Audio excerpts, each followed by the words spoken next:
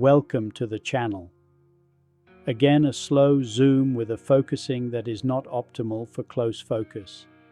There is sharpness, but it is not all easy. The macro function makes everything a lot more interesting, but it always stayed at 70 millimeters for the best bokeh. I'm going to avoid buying zoom lenses more and more.